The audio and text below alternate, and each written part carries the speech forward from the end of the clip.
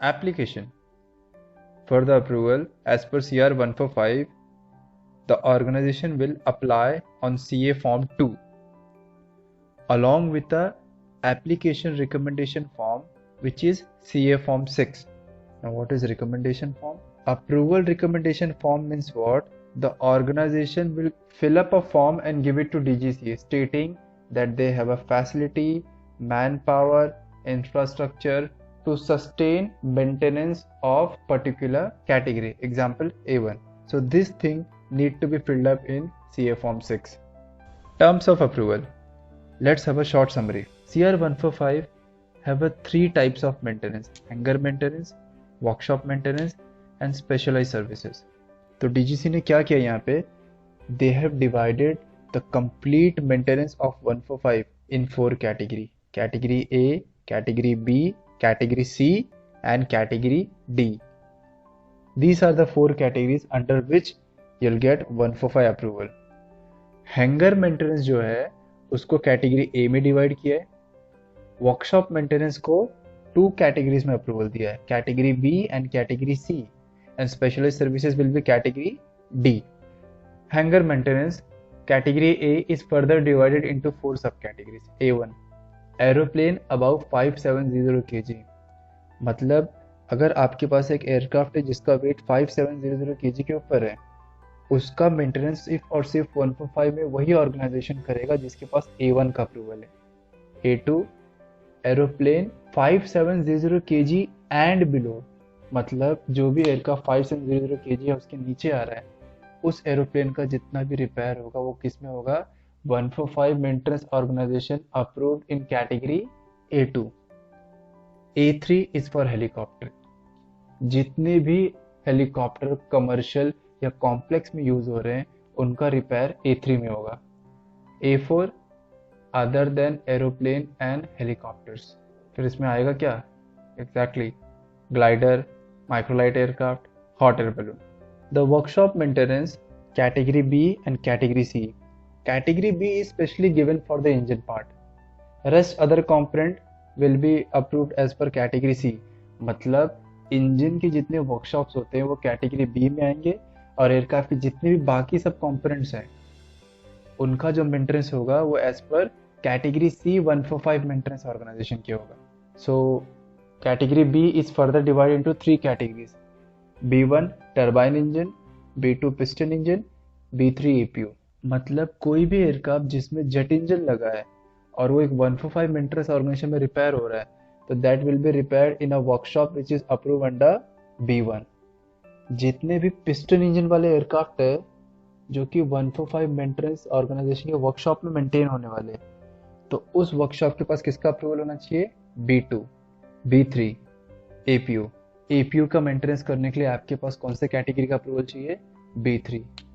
Component, इसको DGC ने rating दिया है फ्रॉम C1 टू C22. इतने टाइप के जो कंपोनेंट्स होते हैं उनके रिपेयर करने के लिए आपको कैटेगरी सी का अप्रूवल चाहिए. Category D specialized services. Category D में एक अप्रूवल है, that is D1. Means what? They will do specialized services. Example NDT.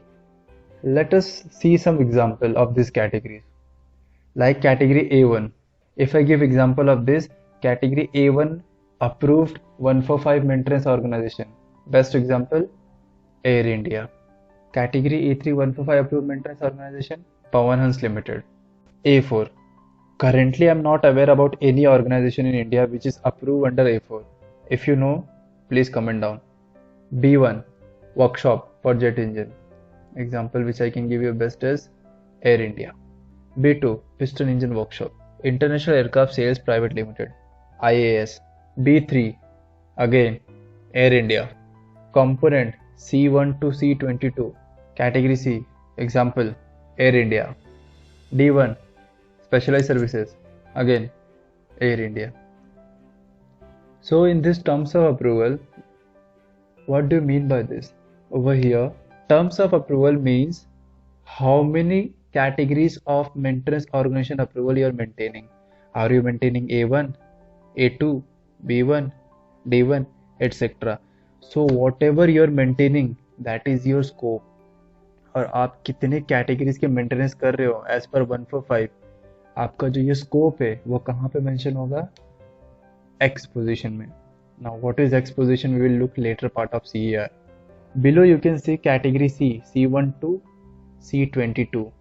इतने टाइप के कंपोनेंट वर्कशॉप के कैटेगरीज हैं as per CR 145. Facility requirement, let's have a summary about it. एक organisation में कितनी टाइप की फैसिलिटीज चाहिए?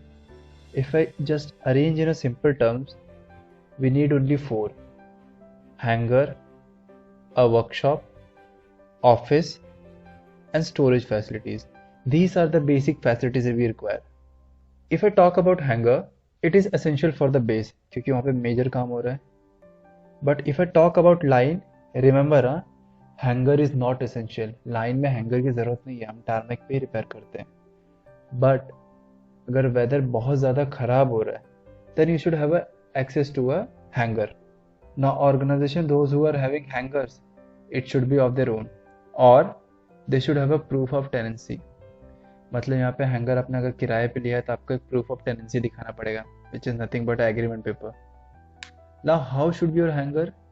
Your hanger should be so strong that it will protect you from all the वेदर्स increment in 12 months period. Office accommodation, it is required so that certifying staff can complete their documentation work. But office is not only for the certifying staff, it is for all other management persons so that they can carry out their duties. Now this office can be a separate one or it can be a combined one. Storage facility, आप अपने aircraft के repair के लिए जितने भी items spare में रख रहे हो, that should be stored as per the manufacturer's instructions.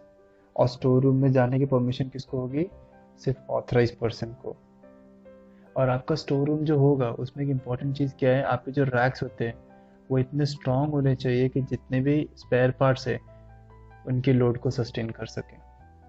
Okay, so facility requirement A, just read it once.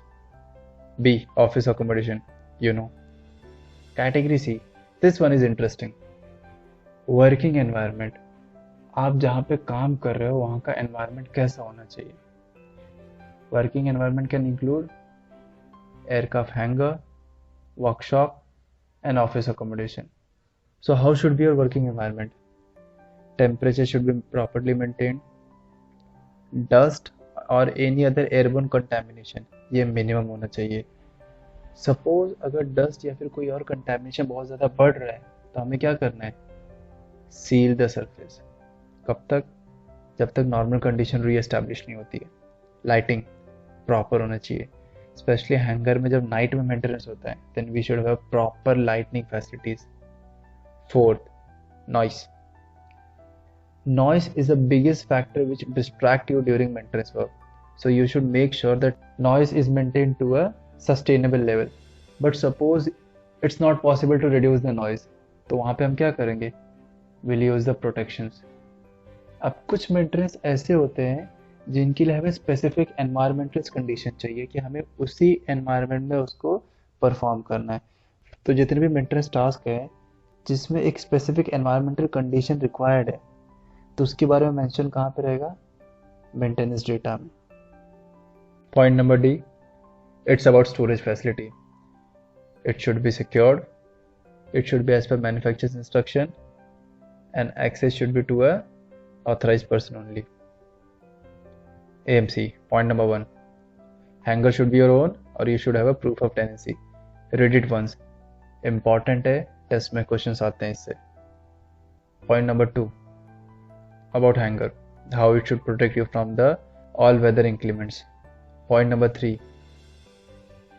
most important, definitely test question.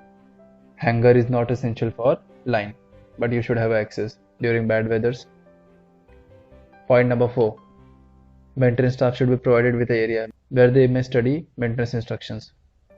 AMC 145A25B. Just read it once. It's telling about that office should be either it can be a single or it can be a combined one. AMC 14525D. Facility requirement. It's about storage.